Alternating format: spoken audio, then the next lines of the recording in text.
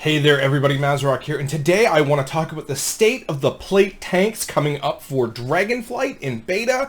We haven't had a little update in a while, so I kind of want to go through some of the testing that I've done, how the tanks feel, and things like that. We are going to be sticking to plate tanks in particular, because those are the ones that I've tested the most. I've done the most amount of builds, I've tinkered around with the most amount of talents and everything, and those are the ones that I feel I have the best feel for. So it would be really unfair to the leather tanks if I put them in with this video here, just because I haven't played them anywhere near as much, right? I haven't done anywhere near the extensive testing or anything. So for the sake of this, we're going to be going with just the plate tanks.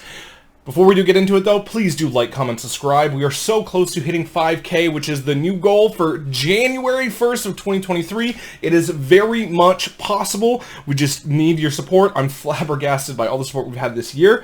It's actually been crazy. Thank you so much. There are t-shirts for sales. Tees, hoodies, long sleeve shirts. You can get your Plate Tanks Do It Better shirt. I only do dungeons fully erect, or your I'm the Healer Now t-shirt. You can get all those in hoodies, long sleeves, or anything, and I have a Warrior one coming soon. Link down below, the Teespring link down below for that. As well, if you're looking for any extensive guides, weak auras, or anything like that for any of the plate spec tanks, my Patreon has all of those in, well-documented living documents, which means I'm constantly updating and going through them. If you're for pretty much every patron level, you can get access to pretty much all of that. So thank you very much, everybody, for all your support there. There's a Twitch link down below if you wish to watch me stream, and a Discord link if you wish to, talk about anything. Come and join a wonderful community full of people. All right, let's get into the tank specs, and we are going to start off with Blood DK. Blood DK is reverting back to its older school roots in terms of rotation and play style.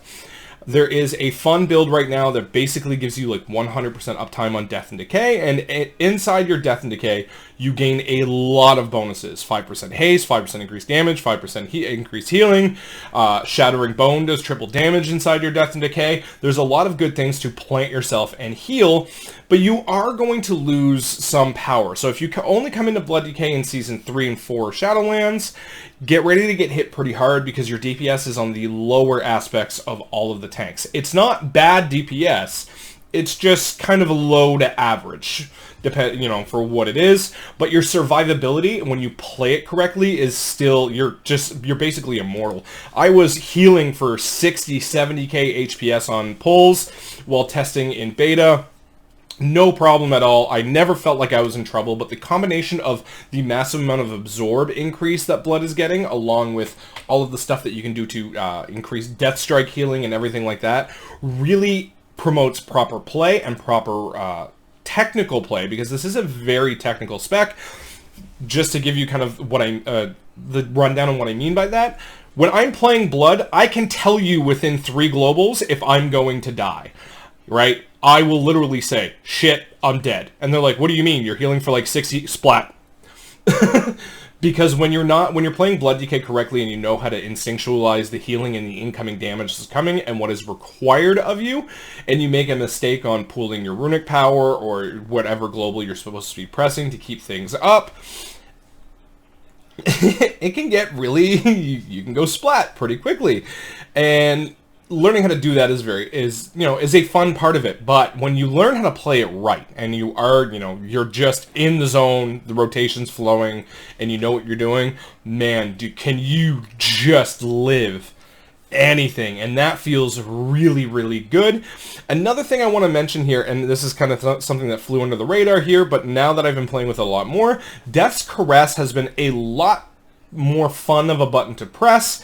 And you now have this little game of rune versus our runic power management, because Marrow Rang costs 2 runes, gives you 20 runic power, but gives you 3 bone shield stacks. Death's Caress only costs 1 rune, but only gives you 10 runic power, and gives you 2 bone shield stacks. So now when you're pulling at range, you absolutely want to start with a Death's Caress to, get some bone shield stacks going right off the bat before you're even in melee. And then you have the fun game of which one do you need more? Do you need more runic power? Do you need to spend more runes? Do you need to spend less runes? Whatever you have going on there, and that becomes a fun little game to play of managing resources that when you learn how to do it right, really builds into the immortality of the class.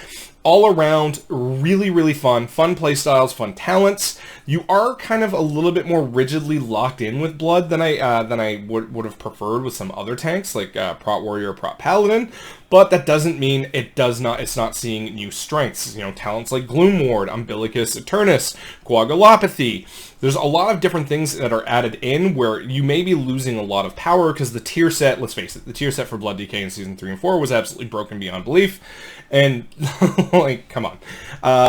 You're losing a lot of that power, but you're gaining a lot of old school blood play back. And in all honesty, it's a lot of fun. It is really, really good. If you're a fan of old school blood and just living through anything, this is going to be a good spec for you. Moving on to the Protection Paladin. Protection Paladin has been one that I doomed and gloomed hard going into testing, where I just thought the spec was dead. The tree was a little bit of a mess and things like that. But then when I started tinkering with talents and started tinkering with builds and things like that, I found the fluidity of the spec, because Holy Avenger Shield isn't going to generate Holy Power. And if you are going to comment down below and say that Protection Paladin's dead because Holy Power is no longer generated by Avenger Shield, I don't fucking care. I really don't.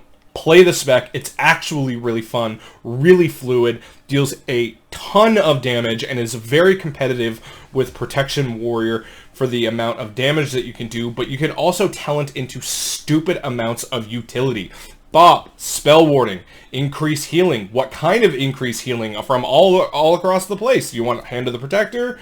Do you want, do you want Golden Path and After Image? As well as Judgment of Light, Justice of Light, whatever have you not. The 25 stacks right now, brain, no worky. But yeah, you have tons of options for healing utility, party utility. Sack can be a 1-minute cooldown if you want it to be. You still have a Dispel, and you have so many opportunities to increase your damage and things like that. And it's honestly a lot of fun. The spec has actually taken me by surprise, and it is an absolute blast to play with. That's the one that I've been tinkering a lot. This is also the spec that I think is going to have one of the least amount of cookie cutter builds, because there's so many different things that you can do. You can you can opt for one talent point in another, or two, or take another, or split it up and take a different talent here or there and work things around. The tree as a con is still, I don't want to say it's a mess, but it's kind of clunky at times. Like, I would love to take Hand of the Protector, but it's locked behind 2 points behind Light of the Titans, which is not been performing fantastically. Like, when you read it on paper, it's great, but what actually ends up happening most of the time in keys is you get 2 or 3 seconds at most of the dot, the WOG dot on you, and then the rest pretty much just goes to overhealing. So that hasn't been too great, but I mean, at the same time, if you want to run something like that, you can in insanely high damage scenarios. It could be very, very useful as well. I'm not saying there isn't a place behind it. I'm just saying in most scenarios, there isn't going to be a place for it. There's also a couple of other talents that are locked behind certain different things that kind of feel weird to take or things like that. But there are some emerging builds that aren't around Of Dusk and Dawn, and I know Of Dusk and Dawn seems to be kind of the build that's kind of going around as one of the more popular ones. I dreadfully hate it, and I will not be running Of Dusk and Dawn. I do not like the playstyle.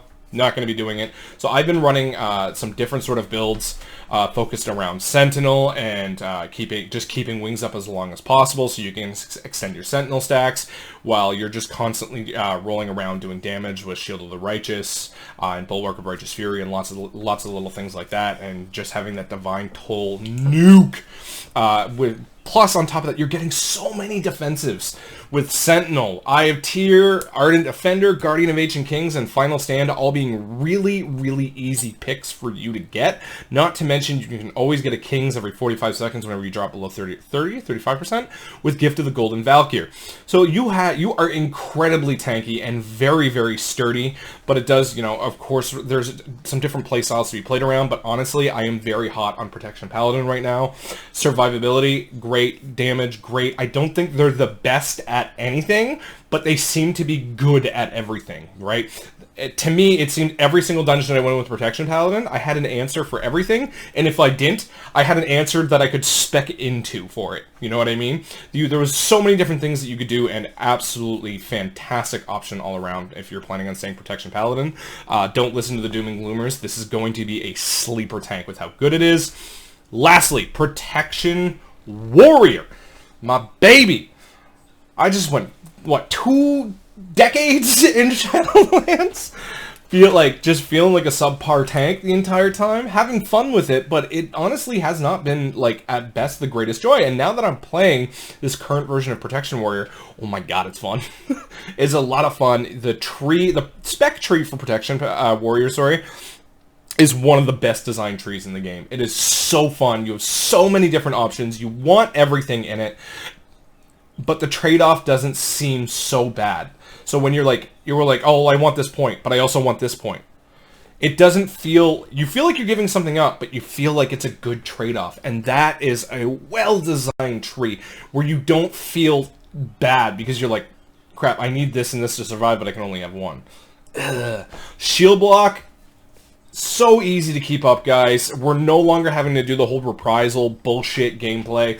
I still stand by reprisal being a good legendary. Just how much we had to play around it sucked. That's a whole other video I have done on that, but that's here nor there. But shield block is easy uptime. You have tons of damaging abilities. Rage generation feels absolutely great. You have tons of options for raids, Mythic Plus, moving things around, all sorts of stops now as well. You know, having easy access to things like Intimidating Shout, Storm Bolt, Shockwave, Shield Charge. It's very easy to kind of maintain a lot of these stops and things like that, and you have ways of also decreasing the cooldown of your interrupt, right? You can now have a 14-second interrupt, or brain, no worky. You can remove 2 seconds off your interrupt. I think it's 16 seconds, if I'm not mistaken, down to 14. But yeah, absolutely, like, you'd have so much now. You have means of self-sustain with easy access to impending victory, and some other talents as well, so you can just feed into really big ignore pains with the tier set. Violent Outburst coming back as a tier set. You just have so many ways to mitigate incoming damage that, like, where DK feels immortal because you can just always heal yourself back up and everything. Prot Warrior feels immortal because you just don't take damage. And when you do take damage, you're usually one global away from a full health bar and going back to just not taking damage. It is an insanely fun spec to play. I've absolutely loved everything they've done with it. So obviously Protection Warrior is going to be my main in Dragonflight. I mean, it's been my main all of Shadowlands, and they have not been in the best spot at all. So now that they're in a good spot, my god, I am so excited to be playing the spec. I cannot tell you guys how much I mean, you can hear it in my voice. You can see it on my face. Anytime I talk about Prot Warrior, my face lights up. Like, it is what it is, right? But man, I'm so pumped. Dragonflight's coming out in a month. Pre-patch is coming out tomorrow. So I just want to give you guys an update on the state of plate tanks. Thank you very much to all my patrons for the support. It makes these types of videos happen more often. And yeah, man, I hope pre-patch goes well for everybody tomorrow. There is an extended maintenance for it, so is what it is there. Thank you to all my patrons. Have yourselves a good one, and please like, comment, subscribe. Happy tanking!